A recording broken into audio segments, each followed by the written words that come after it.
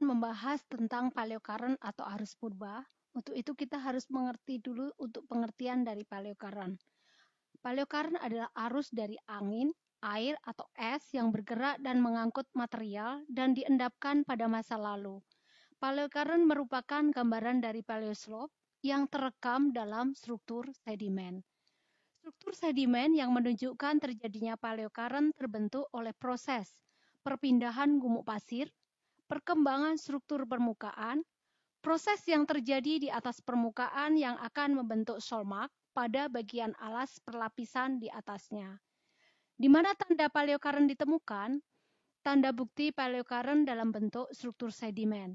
Nah, ini adalah contoh perlapisan batuan sedimen yang ideal untuk dilakukan analisa untuk mengetahui perkembangan stratigrafi mulai dari bawah ke atas atau tua ke muda dengan menganalisa komposisi batuan, tekstur, struktur, ketebalan, variasi litologi. Tetapi dalam hal ini, untuk menentukan arah arus, kita akan mencermati jenis-jenis struktur sedimen yang ada di dalam suatu singkapan batuan. Nah, ini saya akan mengambil contoh yang ideal pada batuan pelapisan yang paling tebal yang ditunjukkan oleh arah panah. Nah, struktur sedimen dijumpai pada permukaan pelapisan atau struktur di bagian atas perlapisan. Kemudian dijumpai pada internal structure atau struktur di bagian dalam perlapisan.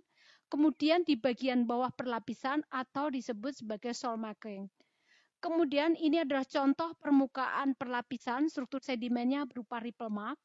Kemudian contoh internal structure, contohnya adalah trough cross laminasi. Kemudian untuk soil mark, kita contohnya adalah groove cast dan ini adalah flute cast.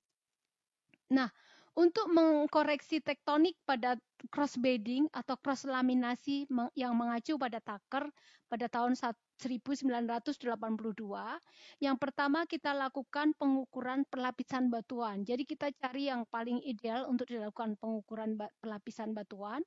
Kemudian yang kedua, ukur arah cross bedding atau cross laminasi.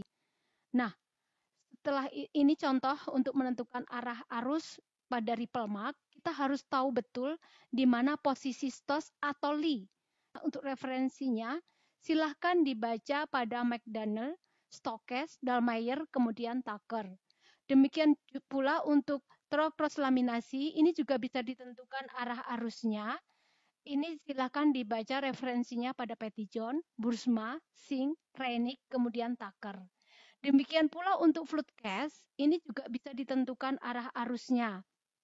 Nah, untuk arah arus dari flute cast ini, referensinya silakan untuk dibaca pada Ten Hag, Allen, dan Tucker. Nah, ini contoh yang kita peroleh, misalnya untuk kemiringannya adalah 50 derajat, arah kemiringannya adalah not 35 derajat east, sedangkan untuk arah arus dari cross laminasi kemiringannya adalah 55 derajat dengan arah north 60 derajat east. Dengan menggunakan Wolff Streunet, kita akan mencoba untuk melakukan koreksi tektonik untuk struktur sedimen cross laminasi. Langkah pertama, plot pool perlapisan sebagai A dan cross bedding atau cross laminasi sebagai B. Jadi data yang sudah kita peroleh tadi, kemudian kita masukkan kepada Wolff Streunet, kita tarik posisi-posisi tersebut. Nah, selanjutnya untuk langkah kedua, putar stereogram hingga perlapisan horizontal. Jadi posisi not kita tarik ke arah kanan, searah jarum jam, hingga posisi A itu berada garis horizontal. Kemudian yang B mengikuti.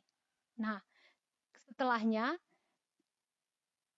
tarik titik A tadi ke arah pusat, kemudian yang B juga kita tarik ke arah garis vertikal yang ada di bagian tengah.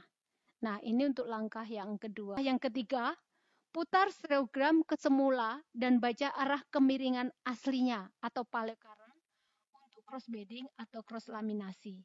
Jadi, posisi N tadi kita kembalikan ke posisi semula di posisi atas, kita baca dari arah-arah tersebut sehingga kita bisa mendapatkan hasil koreksi dari paleokaran tersebut, yaitu not 120 derajat east dengan kemiringan sesungguhnya dari cross bedding atau cross laminasi sebesar 20 derajat east. Jadi ini hasil koreksi arah paleokarent sebelum terjadi tektonik. Jadi demikian yang bisa saya jelaskan keterkaitan dengan menentukan arah paleokarent. Terima kasih dan sampai ketemu pada sesi selanjutnya.